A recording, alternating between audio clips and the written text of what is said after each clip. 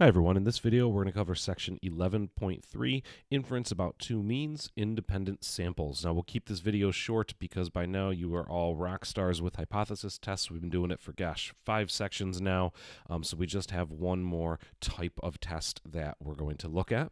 Okay, and the first difference to make a note of is how we write out the null and alternative hypothesis for this test. Right here, our null hypothesis, we say that the two means are equal to each other, or that one is greater or less or not equal to each other. Okay, so because these samples are independent of each other, there's no matched pairs here, it doesn't make sense to subtract the values and talk about the differences between those values. That doesn't make sense at all. So instead, we say that the means of the samples are equal to each other. That's our null hypothesis. And then the alternative is whatever, the wording of the problem dictates.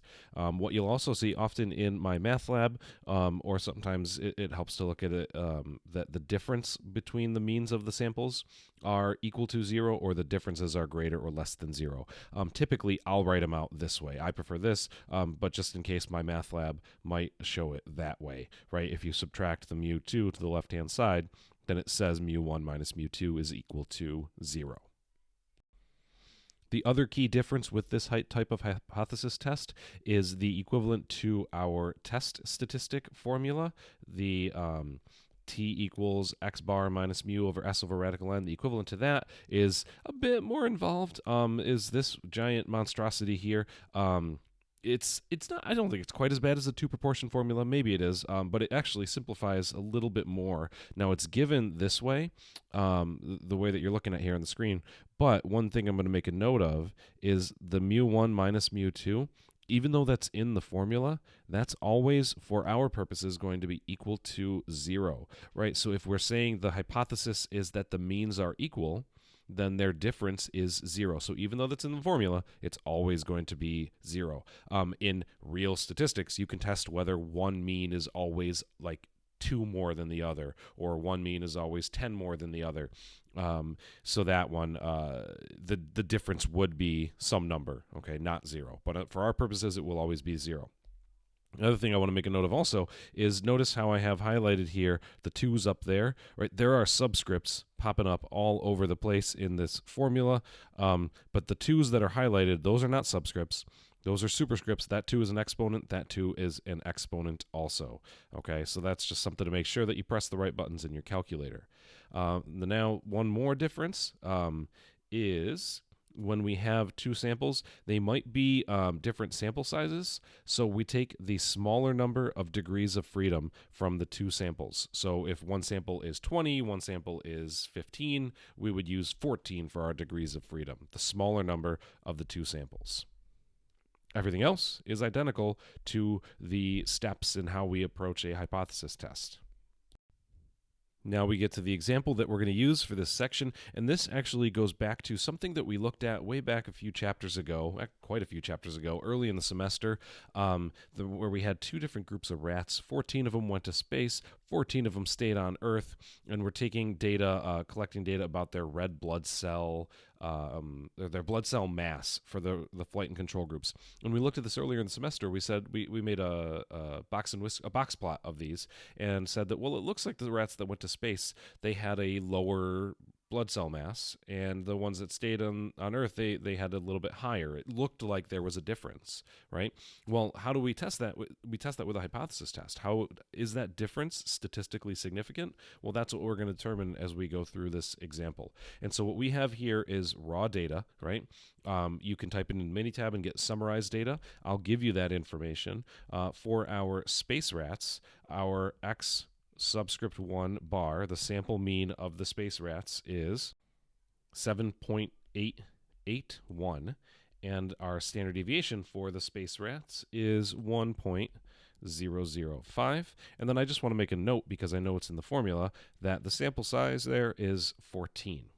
All right, and now for our control group, the rats that stayed on Earth, our X2 bar is equal to, let's see, where is it? 8.430. And S2, the standard deviation, is 1.005. and n2, oops, not n1, n2 is also equal to 14. So we have the same sample size for both of our groups of rats. Okay, and one other key word that I want to highlight before going down to the steps is, let's see, we're testing at the 5% level of significance, and we have the word here, different. The flight animals have different blood cell mass from the control group, so that tells me we're looking at a two-tailed test. All right, let's get into our hypothesis test steps. Step 1, null and alternative hypothesis. We have two means, mu1 equals mu2. I highlighted the word different above. 1 is not equal to mu2. Two-tailed test. Step 1, done. Step 2, level of significance.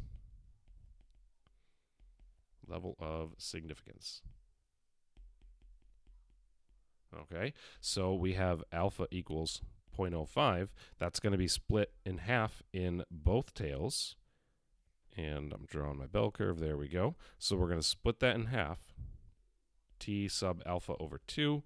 And then over here is a negative T sub alpha over 2. We'll highlight that region.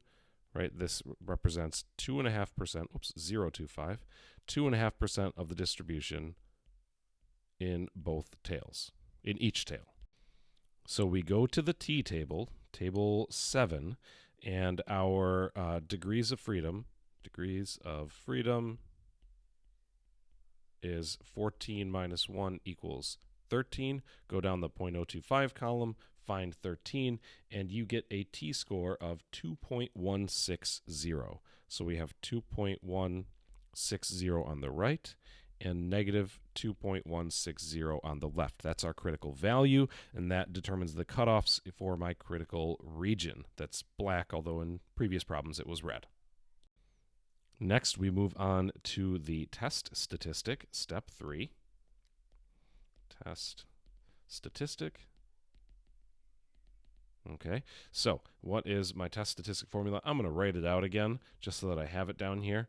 Let's see, we have x1 bar minus x2 bar. That's in parentheses. We have mu1 minus mu2. That's the numerator, divided by a big old square root, s1 squared over n1 plus s2 squared over n. 2. There we go. Okay, so now I need to put all these numbers from up above into my formula.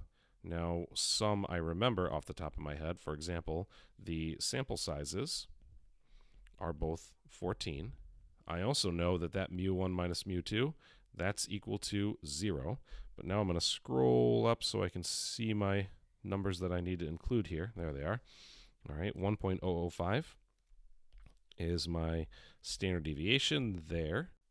And I apologize, I'm just noticing a mistake here. When I wrote down S1 standard deviation, going back up here, that was incorrect. That was 1.017. So if you happen to type that in your calculator and found my mistake before me, good job. I've corrected it now. But I need to fix that up there and then also down in my test statistic formula. Let's erase that and put in my 1.017. Oops. Okay. Well, that error is corrected.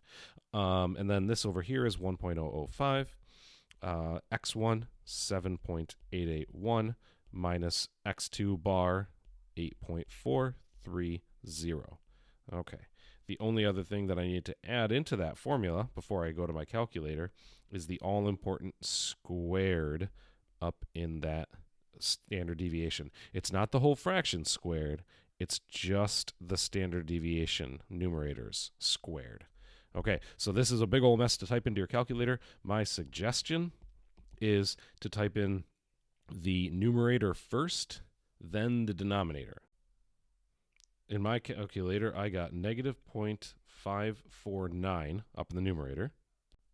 And then when I type the square root of all that stuff in the denominator, I got 0.3821, etc. And I'm going to keep that whole number in my calculator and type negative 0.549 divided by second ants, and I get negative 1.444 for my test statistic. Okay, that's where my test statistic is, and I'm pretty sure that's not far enough to be beyond the cutoff. So let's follow that negative 1.44 up to my distribution. It's somewhere over here on the left side, but not quite far enough. It's not beyond the cutoff. All right, so what does that mean? Hopefully by now you know this. Step 4, you do not reject the null hypothesis. Do not reject the null hypothesis. Okay, and then step 5, my conclusion, there is not sufficient evidence. There is not sufficient evidence at the 5% level of significance. Level of significance, abbreviating there, to conclude that space rats have different red blood cell mass than the control group. Oops, cell mass than the control group. Okay, there we go. There's the fancy formal stated conclusion. So even though when we looked at the box plots earlier in the semester, it looked like one was lower than the other, that wasn't statistically significant. It wasn't low enough to be statistically significant. So we got to do one of two things. We got to test them again, maybe get a bigger sample size, and see if that is, with a larger sample size, if it becomes statistically significant. All right, that is the end of the video, the end of the last section of the semester. Thank you for listening. Have a wonderful day.